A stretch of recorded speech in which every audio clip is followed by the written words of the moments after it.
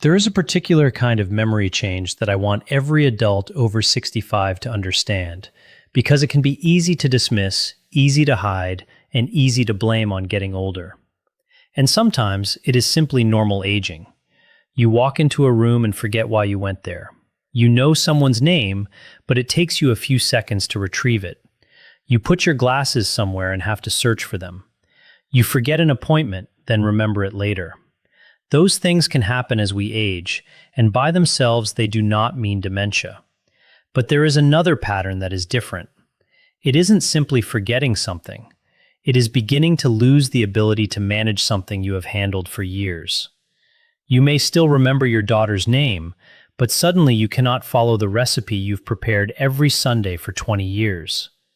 You may remember that you have bills to pay, but you start missing payments or paying the same bill twice. You may know the route to a familiar store, but suddenly feel uncomfortable driving there alone. You may recognize a word when you hear it, but repeatedly struggle to use familiar words in ordinary conversation. These changes can be subtle. They may develop gradually, and because they don't always look dramatic, families sometimes explain them away for years. The National Institute on Aging makes an important distinction. Occasional forgetfulness can be a normal part of aging, while memory problems that interfere with everyday activities can signal a more serious problem. Dementia is not considered a normal part of aging. That doesn't mean every concerning memory change is Alzheimer's disease. Far from it. Sleep problems, depression, medication side effects, thyroid problems, nutritional deficiencies, certain illnesses, and other medical conditions can affect memory and thinking. Some of these causes can be treated. So today I want to help you recognize the difference between ordinary forgetfulness and changes that deserve a medical conversation. Stay with me because later I'll explain. I'm a doctor, and I've spent more than 35 years caring for adults as they grow older and face changes in memory, mobility, sleep, medications, and overall health. My goal is simple. I want to explain medical information in the same calm way I would explain it to a patient sitting across from me. And before we discuss the warning signs, I want to make one promise to you. I'm not going to tell you that forgetting a name means you have dementia. I'm not going to tell you that losing your keys means Alzheimer's disease is beginning. And I'm certainly not going to tell you that every older adult who becomes forgetful should be frightened. Medicine doesn't work that way. What matters is the pattern. What matters is progression. And most importantly, what matters is whether the changes begin interfering with your ability to live the life you normally live. Let me tell you about someone I'll call Mary. Mary was 71 years old and lived in Ohio. She had worked for decades as an elementary school secretary. She was known by everyone in her neighborhood as the organized one. She kept birthday cards in a drawer. She remembered everyone's anniversaries. She paid household bills on time. She could drive across town without thinking about directions, and she loved cooking for her grandchildren. After retirement, Mary initially enjoyed herself. She spent more time gardening. She volunteered at church. She visited her sister every Thursday. Nobody thought anything was wrong. Then small changes began appearing. Her daughter noticed Mary was asking the same questions several times during the same afternoon. At first, the family laughed about it. Mom is getting older. Then Mary began forgetting appointments. Her daughter started calling her the evening before every doctor's visit. After a while, she began putting reminders everywhere, on the refrigerator, on the kitchen counter, beside her television. Then something happened that concerned her daughter much more. Mary called and said she had lost her car. Her daughter asked where she was. Mary said she was standing in the parking lot of the grocery store.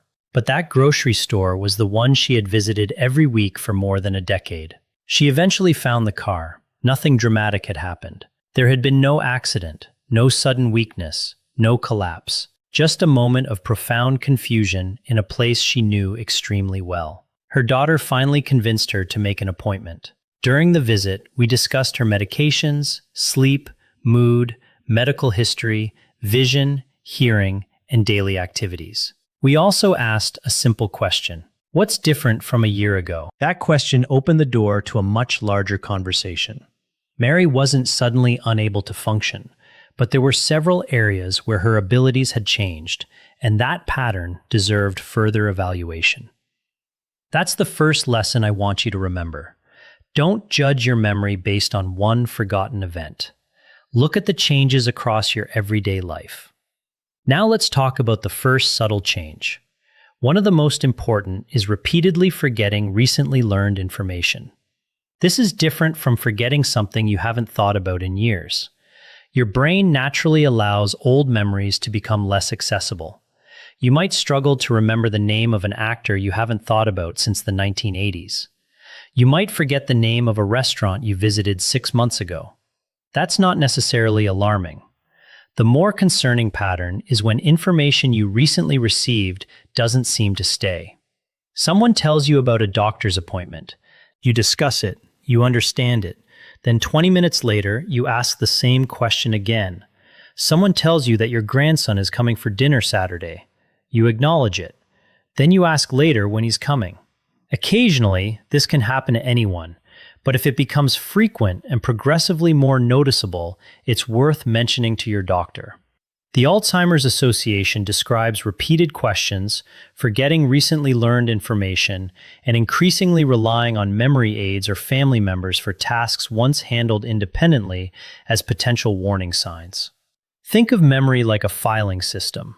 With normal aging, sometimes the file is there but takes longer to retrieve. With certain cognitive disorders, the problem can involve actually storing or retrieving newly created information. That's why the distinction matters.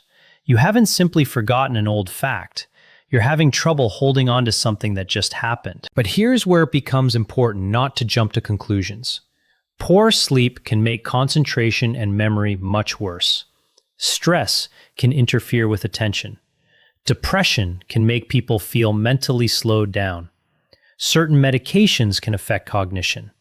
So if you notice this pattern, the next question shouldn't be, do I have dementia? The better question is, what is causing this change? That is a much more useful medical question. The second subtle change involves repeating stories and questions. Now, everyone repeats stories. If you've been married for 50 years, your spouse has probably heard some of your stories more than once. That's not what I'm talking about. I'm talking about not remembering that you already told the story. There is a difference between saying, I think I told you this before, and confidently telling the same story several times without remembering the previous conversation. The same applies to questions. If someone asks, what time is dinner, twice because they were distracted, that's one thing.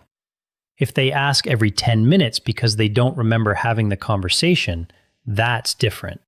The National Institute on Aging specifically lists repeatedly asking the same questions as a reason to discuss memory changes with a healthcare professional.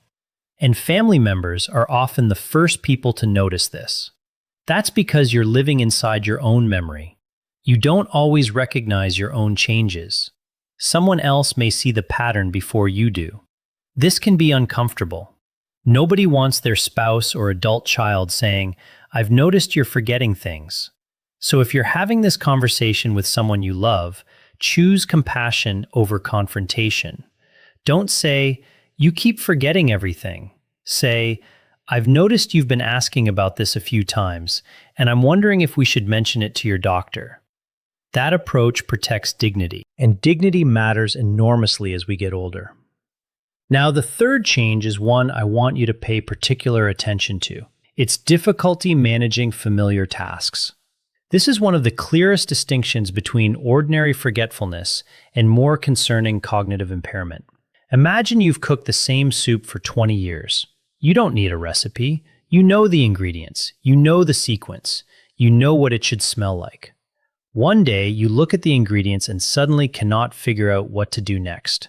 Or perhaps you've balanced your checkbook for decades, but suddenly the numbers no longer make sense. Or you have always managed the television remote, smartphone, or household appliances, but suddenly familiar steps become confusing. The Alzheimer's Association identifies difficulty completing familiar tasks as one of the warning signs that can appear with Alzheimer's disease or other dementia. Why? Because everyday tasks are not controlled by one part of the brain. Cooking requires memory, sequencing, attention, judgment, and motor planning. Managing finances requires calculation, organization, attention, and decision-making. Driving requires visual spatial processing, reaction time, attention, and judgment. When several of these abilities begin changing, familiar tasks may expose the problem before ordinary conversation does. This is why doctors ask about function. We don't only want to know whether you remember 3 words during a brief test. We want to know whether you're still managing your life the way you always have. Most people don't realize how much information your daily routine gives us about brain function. And that leads directly to the 4th warning sign: changes in financial judgment. Money problems can be particularly revealing because managing money requires several cognitive abilities at once. You have to remember bills. You have to recognize numbers. You have to plan ahead. You have to detect mistakes. You have to understand consequences. You also need judgment. A person who has always been financially cautious may suddenly become unusually trusting. They may respond to suspicious phone calls. They may send money to strangers. They may make purchases they cannot explain. They may lose track of recurring bills. They may pay the same bill multiple times. One mistake doesn't mean anything. Anyone can fall for a sophisticated scam. But a noticeable change from someone's previous financial behavior deserves attention.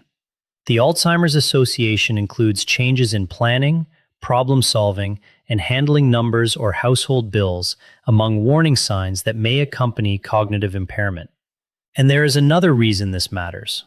Financial mistakes can happen before a person has obvious difficulty with basic self-care. Someone may still dress themselves, prepare breakfast, and have a pleasant conversation while struggling with complex financial decisions.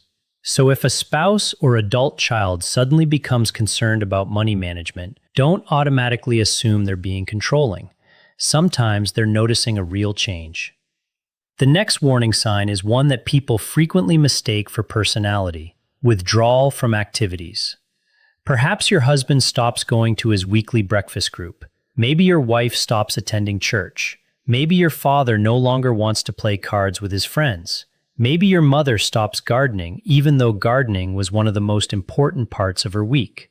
Of course, people change. Interests evolve. Pain can make activities difficult. Hearing loss can make conversations exhausting. Depression can reduce motivation. Grief can make someone withdraw. All of those possibilities need to be considered. But sometimes withdrawal occurs because an activity has quietly become difficult. Imagine sitting at a table with 6 people talking. If your ability to follow conversations has declined, you may feel overwhelmed. Instead of saying, "I'm having trouble following everyone," you might simply stop attending.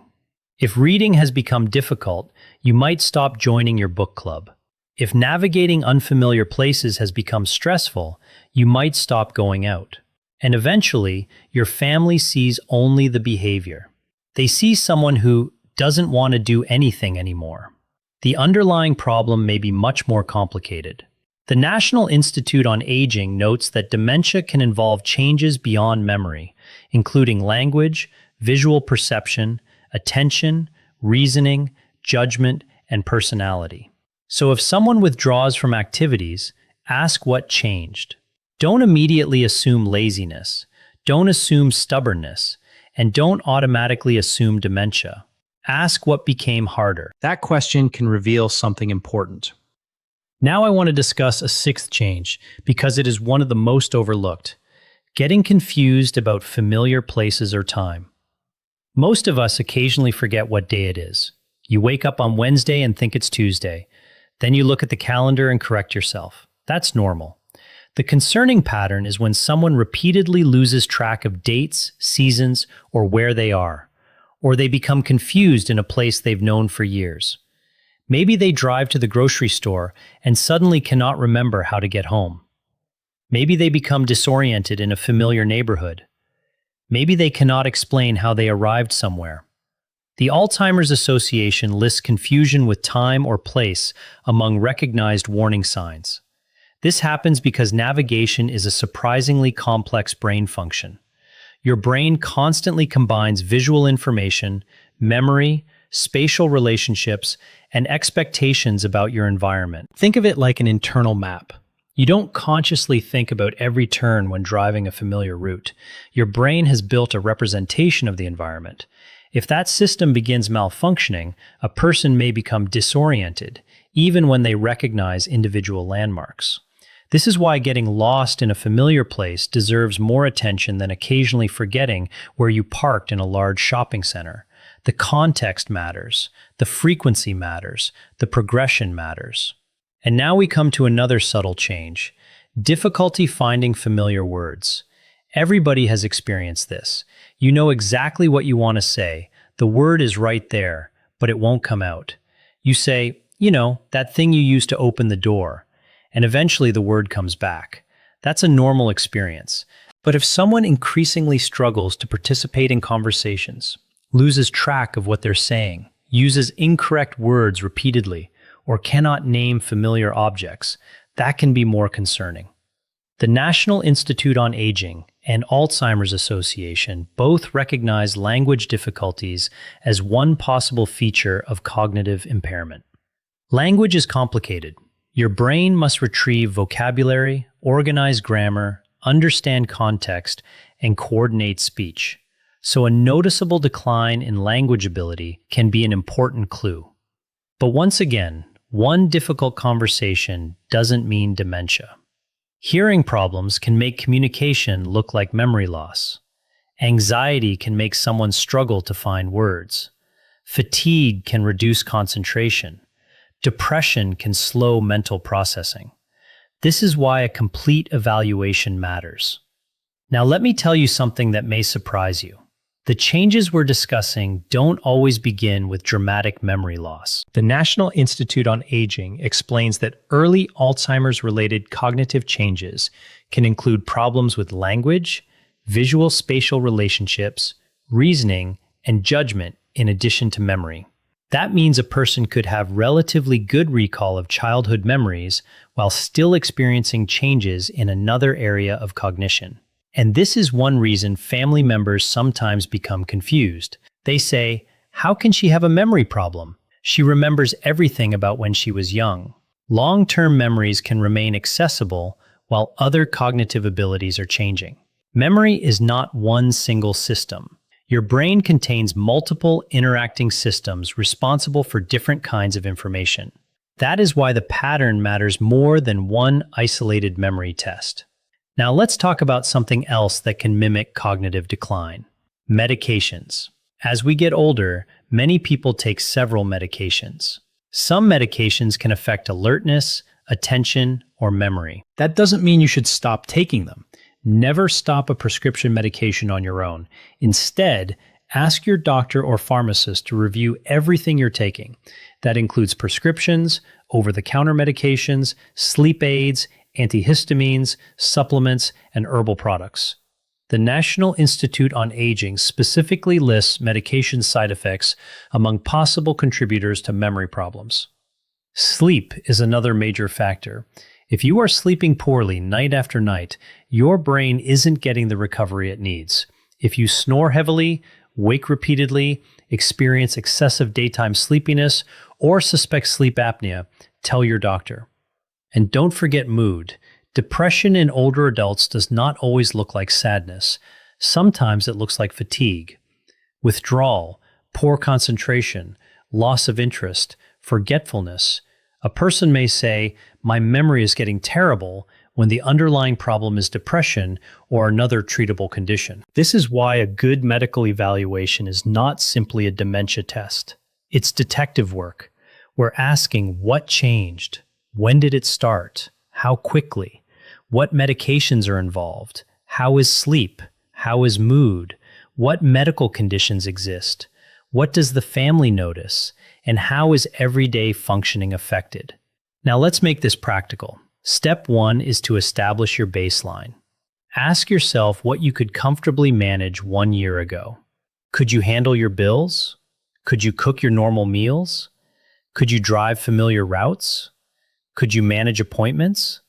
Could you follow conversations? Could you organize your medications? Could you use the technology you normally use? You don't need a perfect memory. You're looking for meaningful changes from your previous ability. Step 2 is to document specific examples. Don't write, "My memory is getting worse." Write down exactly what happened. I forgot an appointment even though it was written on the calendar. I asked my wife the same question 3 times. I couldn't remember how to prepare a familiar recipe. I became confused driving to a place I've visited for years. Specific examples help your doctor understand the problem. Step 3 is to bring someone who knows you well to the appointment if you're comfortable doing so. Sometimes another person's observations provide information you may not recognize yourself.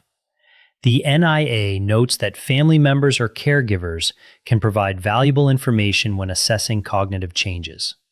Step 4 is to ask for a medication review. Bring everything.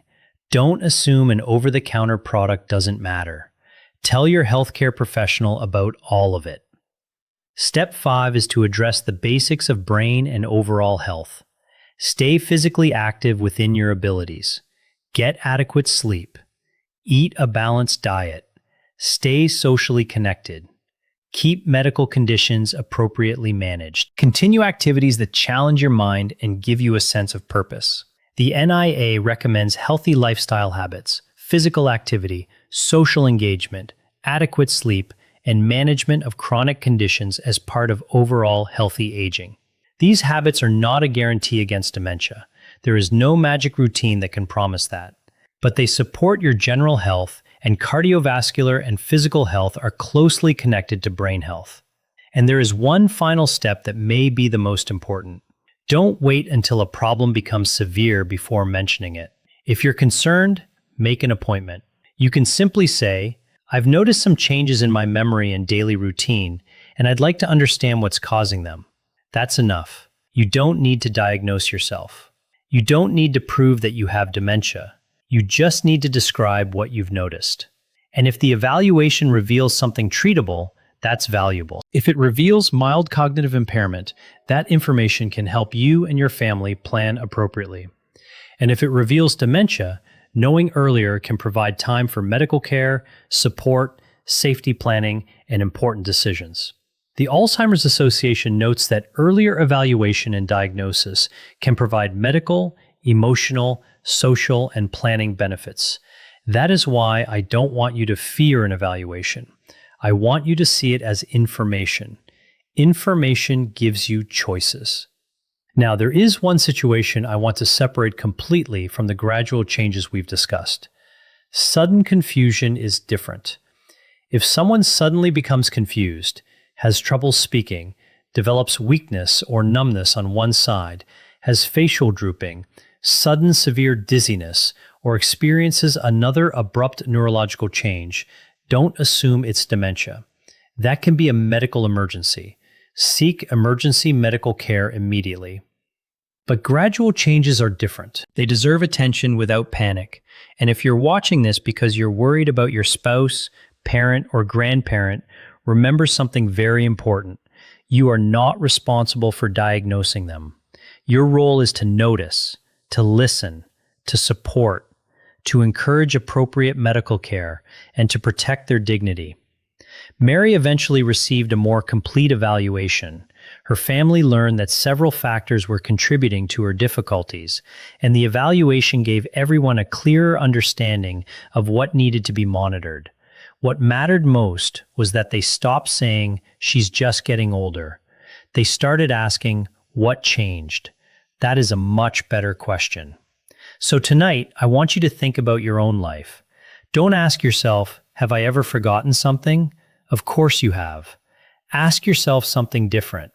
Am I doing the things I normally do in the same way I have done them for years? If the answer is yes, that's reassuring. If something has changed, don't panic. Write it down. Talk with your doctor. Look at medications. Look at sleep. Look at mood. Look at hearing and vision. Look at your other medical conditions. And if several areas are changing at the same time, don't ignore the pattern.